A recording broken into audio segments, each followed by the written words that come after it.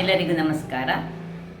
ಹಲಸಿನ ಹಣ್ಣಿನ ಸೀಸನ್ನಲ್ಲಿ ನಾವು ಕರಾವಳಿಗರು ಹಲಸಿನ ಹಣ್ಣಿನ ಗಟ್ಟಿ ಮತ್ತು ಅದರೊಟ್ಟಿಗೆ ಹಲಸಿನ ಹಣ್ಣಿನ ಗಾರಿಗೆ ಅಂದರೆ ಹಲಸಿನ ಹಣ್ಣಿನಿಂದ ಮಾಡುವಂಥ ಒಂದು ಸ್ವೀಟ್ ಡಿಶ್ ಮಾಡದ ಮನೆಗಳೇ ಇಲ್ಲ.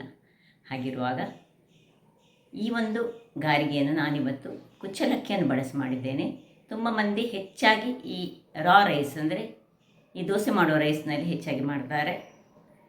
ಹಾಗಾದರೆ ಯಾರೆಲ್ಲ ನನ್ನ ಚಾನಲನ್ನು ನೋಡ್ತಿದ್ದೀರಿ, ಯಾರೆಲ್ಲ ಇನ್ನೂ ಸಬ್ಸ್ಕ್ರೈಬ್ ಮಾಡಿಲ್ಲ, ದಯವಿಟ್ಟು ಸಬ್ಸ್ಕ್ರೈಬ್ ಮಾಡಿ ಸಪೋರ್ಟ್ ಮಾಡಿ ಅಂತ ಹೇಳುತ್ತಾ ಬಹಳ ಟೇಸ್ಟಿಯಾಗಿ ಬರುವಂತಹ ಈ ಕುಚ್ಚಲಕ್ಕಿಯ ಗಾರಿಗೆಯನ್ನು ಹೇಗೆ ಮಾಡುವುದೆಂದು ನೋಡೋಣ.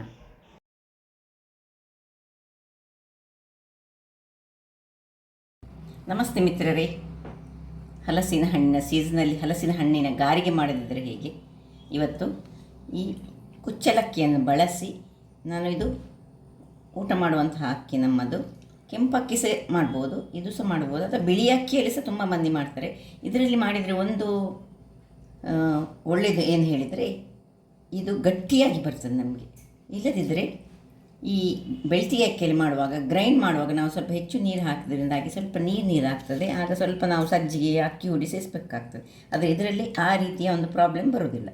ಸೊ ನಾನಿಲ್ಲಿ ಒಂದು 150 ಗ್ರಾಮ್ಸ್ನಷ್ಟು ಅಕ್ಕಿ, ಕುಚ್ಚಲಕ್ಕಿ ನೆನೆ ಹಾಕಿಟ್ಟಿದ್ದೇನೆ. ಒಂದು 5-6 ಗಂಟೆಗಳ ಕಾಲ ನೆನೆಸಿದ್ದೇನೆ. ಸ್ವಲ್ಪ ಹಲಸಿನ ಹಣ್ಣು ಬೇಕು. ಎಷ್ಟು ಅಕ್ಕಿ ಉಂಟು ಅಷ್ಟೇ ಒಂದು ಲೋಟದಲ್ಲಿ ಅಳತೆ ಮಾಡಿ. 1 ಕಪ್ ಅಕ್ಕಿ ಆದರೆ 1 ಕಪ್ಪು ಹಲಸಿನ ಹಣ್ಣು ಬೇಕಾಗ್ತದೆ ಅದಕ್ಕೆ. ಮತ್ತು ಅರ್ಧ ಕಪ್ಪಿನಷ್ಟು, ಅದರ ಅರ್ಧದಷ್ಟು ತೆಂಗಿನ ತುರಿ ಬೇಕು.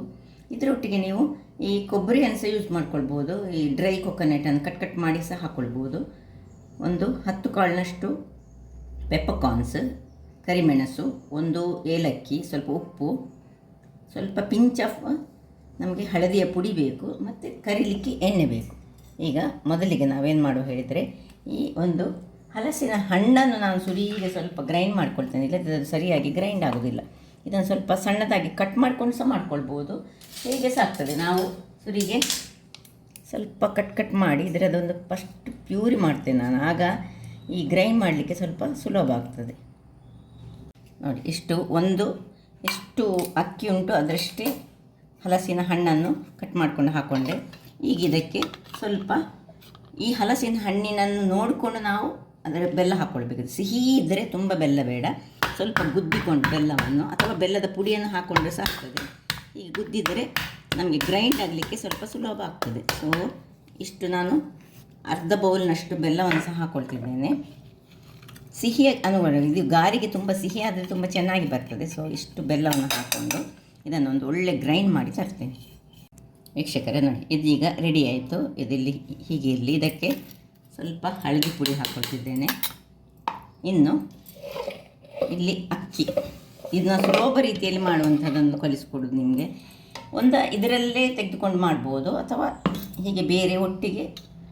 ನಮಗೆ ಸ್ವಲ್ಪ ದೊಡ್ಡದು ಬೇಕಲ್ಲ, ಅಕ್ಕಿ ನಮಗೆ ತುಂಬ ಗ್ರೈಂಡ್ ಆಗಲಿಕ್ಕಿಲ್ಲ. ಸಾಧಾರಣ ರವೆಯಷ್ಟು ನಮಗೆ ಕಸ್ಬೇಕಾಗ್ತದೆ, ಅಂದರೆ ಕೋಸ್ಟ್ಲಿ ಗ್ರೈಂಡ್ ಬೇಕಾಗ್ತದೆ.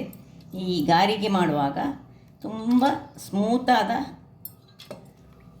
ಈ ಬ್ಯಾಟರ್ ಮಾಡಲಿಕ್ಕಿಲ್ಲ. ಸೊ ಇದಕ್ಕೀಗ ತೆಂಗಿನ ತುರಿ ಹಾಕ್ಕೊಳ್ತಿದ್ದೇನೆ, ಉಪ್ಪು, ಹಳದಿ ಅದರಲ್ಲಿ ಹಾಕ್ಕೊಂಡೆ, ಕರಿಮೆಣಸು, ಮತ್ತು ಇದನ್ನೀಗ ಇದಕ್ಕೆ ಶಿಫ್ಟ್ ಮಾಡ್ಕೊಳ್ಳೋಣ. ನೋಡಿ, ನೋಡಿಕೊಂಡು ಈಗ ನಾವು ನೀರು ಹಾಕ್ಕೊಳ್ಬೇಕು. ಸ್ವಲ್ಪ ನೀರು ಬೇಕಾಗ್ತದೆ. ಈಗ ಈ ಮಿಕ್ಸಿ ತೊಳೆದ ನೀರನ್ನು ಸ್ವಲ್ಪ ಹಾಕಿ ಇದನ್ನೊಂದು ಒಳ್ಳೆ ಪೇಸ್ಟ್ ಮಾಡಿ ತರ್ತೇನೆ. ದಪ್ಪವಾಗಿ ಬೇಕು ನಮಗೆ. ವೀಕ್ಷಕರೇ ಇಲ್ಲಿ ನೋಡಿ, ಈ ರೀತಿಯಾಗಿ ಕಸ್ಸಾಗಿ ಬೇಕು ನಮಗೆ, ಅಂದರೆ ಕೋಸ್ಟ್ಲಿ ಗ್ರೈಂಡ್ ಬೇಕು. ಈಗ ಇದನ್ನೊಂದು ಪಾತ್ರೆಗೆ ಶಿಫ್ಟ್ ಮಾಡ್ಕೊಳ್ಳೋಣ.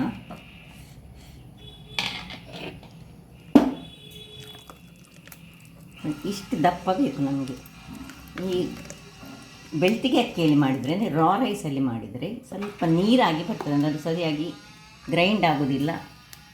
ಒಟ್ಟಿಗೆ ಹಲಸಿನ ಹಣ್ಣು ಇದರೊಟ್ಟಿಗೆ ಸಹ ಮಾಡಿಕೊಳ್ಬೋದು, ಎರಡು ರೀತಿಯ ಸಹ ಮಾಡ್ಬೋದು.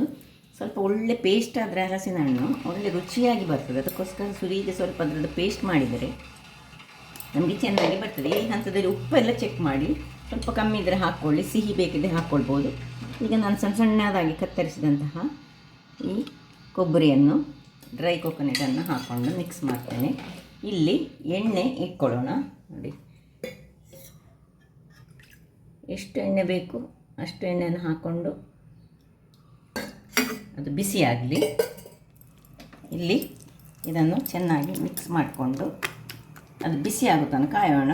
ಇದು ಹಿಟ್ಟು ಮಾಡೋದು ಕೂಡಲೇ ಒಂದೊಂದಾಗಿ ಹೀಗೆ ಹೊಯ್ಕೊಳ್ಳೋದು. ಸ್ವಲ್ಪ ಕಲಡಿಸ್ಕೊಳ್ಳೋಣ ಚೆನ್ನಾಗಿ. ಹಳದಿಯ ಪುಡಿ ಬೇಕಿದ್ದರೆ ಇನ್ನು ಚೂರು, ನಿಮಗೆ ಹಳದಿ ಬೇಕಿದ್ದರೆ ಚೂರಿನ ಹಾಕ್ಕೊಳ್ಬೋದು. ನಾನೊಂದು ಪಿಂಚ್ ಆಫ್ ಹಳದಿ ಮಾತ್ರ ಹಾಕ್ಕೊಂಡದ್ದು. ಎಣ್ಣೆ ಬಿಸಿ ಆಯಿತು. ಈಗ ಎಣ್ಣೆ ಬಿಸಿಯಾದ ಕೂಡಲೇ ಜೋರಲ್ಲಿಟ್ಟ ಎಣ್ಣೆಯನ್ನು ಆದಷ್ಟು ತಣ್ಣಗೆ ಮಾಡಿಕೊಂಡು ಮೀಡಿಯಮಲ್ಲಿ ಇಟ್ಕೊಳ್ಬೇಕು ನಾವು. ಯಾಕೆ ಹೇಳಿದರೆ ಇದು ಇಲ್ಲದಿದ್ದರೆ ಇದು ಹಾಕುವಾಗ ನಡು ಮಾತ್ರ ಬೇಯುವುದಿಲ್ಲ, ಹೊರಗೆ ಮಾತ್ರ ಕಾದು ಹೋಗ್ತದೆ. ಅದಕ್ಕೆ ಸಣ್ಣದು ಮಾಡಿಕೊಳ್ಬೇಕು. ಈಗ ಸುರಿಗೆ ಎಣ್ಣೆ ಬಿಸಿ ಆಗುವ ತನಕ ಮಾತ್ರ ಜೋರಿನಲ್ಲಿ ಇಟ್ಕೊಳ್ಬೇಕು. ನೋಡಿ, ಹೀಗೆ ಒಂದೊಂದೇ ಹೀಗೆ ತೆಗೆಯುವುದು ಸಣ್ಣದಾಗಿ ಇಟ್ಕೊಳ್ಳಿ.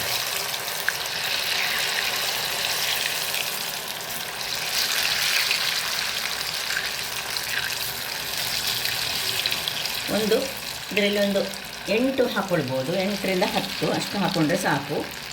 ಸೊ ಈಗ ಒಮ್ಮೆ ಹಾಕಿದ ಕೂಡಲೇ ನಾವು ಇದಕ್ಕೆ ಸೌಟನ್ನು ಹಾಕ್ಕೊಳ್ಬಾರ್ದು. ಅದರಷ್ಟಕ್ಕೆ ಅದು ಕಾಯಿಲಿ, ಆಮೇಲೆ ಸೌಟನ್ನು ಹಾಕ್ಕೊಳ್ತಿದ್ದೇನೆ. ವೀಕ್ಷಕರೇ ನೋಡಿ, 5 ನಿಮಿಷಗಳ ನಂತರ ಈಗ ನಾವು ಇದನ್ನು ಹೀಗೆ ಸ್ವಲ್ಪ ತಿರುಗಿಸ್ಕೊಳ್ಳೋಣ. ಸೊ ಜೋರು ಈಗ ಸ್ವಲ್ಪ ಮೀಡಿಯಮ್ ಉರಿಯಲ್ಲಿ ಇಟ್ಕೊಳ್ಳೋಣ. ಸೊ ಎಲ್ಲ ಆಗೋ ತನಕ ಹೀಗೆ ಸ್ವಲ್ಪ ತಿರುಗಿಸಿದರೆ ಆಯಿತು. ವೀಕ್ಷಕರೇ ನೋಡಿ, ಈ ಕಲರ್ ಬರುವಾಗ ನೋಡಿ ಹೇಗೆ ಬಂತು ನೋಡಿ, ಇಷ್ಟು ಕಲರ್ ಬರಬೇಕು. ಅದರಿಂದಾಗಿ ಉರಿ ಹದದಲ್ಲಿರಬೇಕು. ಈ ಕುಚ್ಚಲಕ್ಕಿಯಲ್ಲಿ ಮಾಡಿದರೆ ತುಂಬ ಸಾಫ್ಟಾಗಿ ಸಹ ಬರ್ತದೆ, ಮತ್ತು ಹೊರಗೆ ಕ್ರಿಸ್ಪಿ, ಒಳಗೆ ಒಳ್ಳೆ ಸಾಫ್ಟಾಗಿರ್ತದೆ. ಸೊ ಈ ರೀತಿಯಾಗಿ ಬರ್ತದೆ. ಇದಕ್ಕಿಂತ ಸಣ್ಣದಾಗಿ ಸಹ ಮಾಡ್ಕೊಳ್ಬೋದು. ನೋಡಿ ಏನು ಚೆನ್ನಾಗಿ ಬಂತು ನೋಡಿ. ಕಲ್ಲರ್ ನಿಮಗೆ ಕಪ್ಪು ಕಾಣ್ಬೋದು, ಬೆಲ್ಲದಿಂದ ಅದು ಕಪ್ಪಾಗ್ತದೆ. ಮತ್ತು ನಾವು ಕಾಯಿಸೋದು ನೋಡಿ, ಈಗ ಉರಿ ದೊಡ್ಡದಿಟ್ಕೊಳ್ಬೇಕು. ಸೆಕೆಂಡ್ ಟೈಮ್ ಮಾಡುವಾಗ ಒಮ್ಮೆ ಕುದಿ ಬರಬೇಕು. ಕುದಿ ಬಂದ ಮೇಲೆ ನೋಡಿ ಹೀಗೆ ಒಂದು ಸಣ್ಣದು ಬೇಕಿದ್ರೆ ಸಣ್ಣ, ಕೆಲವರು ಸಣ್ಣದು ಮಾಡ್ತಾರೆ, ದೊಡ್ಡದು ಬೇಕಿದ್ರೆ ದೊಡ್ಡದು. ಸೊ ಈ ರೀತಿ ಹಾಕ್ಕೊಂಡ್ರೆ ಆಯಿತು. ಹೇಗೆ ನಾವು ಈ ಗೋಳಿ ಬಜ್ಜಿ ಬಿಡ್ತೇವೆ ನೋಡಿ, ಅದೇ ರೀತಿಯಲ್ಲಿ ಇದನ್ನು ಸಣ್ಣದಾಗಿ. ಮತ್ತು ಎಣ್ಣೆಯಲ್ಲಿ ಜಾಗ್ರತೆ, ಕೈ ಹಾಕುವಾಗ ಸ್ವಲ್ಪ ಕೇರ್ಫುಲ್ಲಾಗಿ ಇರಬೇಕು. ಹೀಗೆಲ್ಲವನ್ನು ಬಿಟ್ಕೊಂಡು ಇದನ್ನು ತೆಗೆದುಕೊಳ್ತೇನೆ. ವೀಕ್ಷಕರೇ, ಒಟ್ಟು 4 ಸೆಟ್ಟಲ್ಲಿ ನಾನು ಫ್ರೈ ಮಾಡಿದ್ದೆ, ಒಂದು 8, 9 ಹಾಗೆ. ಈಗ ಇದು ಸಹ ಆಯಿತು ನೋಡಿ, ನಿಮಗೆ ಕಾಣ್ಬೋದು. ಕಲರ್ ಮಾತ್ರ ಇದರಲ್ಲಿ ಇದೇ ರೀತಿಯಲ್ಲಿ ಬರುವಂತಹದ್ದು, ತುಂಬ ರುಚಿಯಾಗಿ ಬರ್ತದೆ. ಈ ನಾವು ಕುಚ್ಚಲಕ್ಕಿಯಿಂದ ಮಾಡಿದರೆ ನೋಡಿ ಎಷ್ಟು ಚೆನ್ನಾಗಿ ಬರ್ತದೆ ಹೇಳಿದೆ. ನಾನು ನಿಮಗೆ ತೋರಿಸ್ತಿದ್ದೇನೆ ಹೇಗೆ ಅದು ಕ್ರಿಸ್ಪಿಯಾಗಿ ಸಹ ಉಂಟು, ಹೊರಗಡೆ ಮತ್ತು ಒಳಗಡೆ. ಇಷ್ಟು ಒಟ್ಟು ಆಯಿತು ನೋಡಿ. ಒಮ್ಮೆ ನಾನು ಸುರಿಗೆ ಆದದಂಥದ್ದು ನೋಡಿ ಹೀಗೆ ಒಳಗಡೆ ಹೇಗೆ ಉಂಟು ನೋಡಿ. ಕ್ರಿಸ್ಪಿ ಸಹ ಒಳಗಿನಿಂದ ಸಾಫ್ಟ್ ಆಗಿರುವಂತಹ ಒಂದು ರುಚಿಕರವಾದ ಕುಚ್ಚಲಕ್ಕಿಯಿಂದ ಮಾಡಿದಂತಹ ಗಾರಿಗೆ, ನಾವು ಕರಾವಳಿಗರ ಗಾರಿಗೆ ಅಂತ ಕರಿತೇವೆ. ಒಂದು ಜಾಕ್ ಫ್ರೂಟ್ನಿಂದ ಮಾಡಿದಂಥ ಸ್ವೀಟ್ ಅಂತ ಹೇಳ್ಬೋದು. ಬಹಳ ಚೆನ್ನಾಗಿ ಬರ್ತದೆ. ಅದು ಸಹ ತೆಂಗಿನ ಎಣ್ಣೆಯಲ್ಲಿ ಅಂತ ಕರೆದ್ರೆ ಸೂಪರ್ ಆಗಿ ಆಗುವಂಥದ್ದು. ಹಾಗಾದರೆ ನನ್ನ ಈ ಕುಕಿಂಗ್ ಚಾನಲ್ ನಿಮಗೆ ಇಷ್ಟ ಆದರೆ ಬೋಳೂರು ಸುವರ್ಣ ಚಾನಲನ್ನು ಲೈಕ್ ಮಾಡಿ, ಶೇರ್ ಮಾಡಿ ಹಾಗೂ ಸಬ್ಸ್ಕ್ರೈಬ್ ಮಾಡಿ, ಹಾಗೂ ನನ್ನ ಇನ್ಸ್ಟಾಗ್ರಾಮ್ ಪೇಜನ್ನು ಫಾಲೋ ಮಾಡಿ. ಧನ್ಯವಾದಗಳು.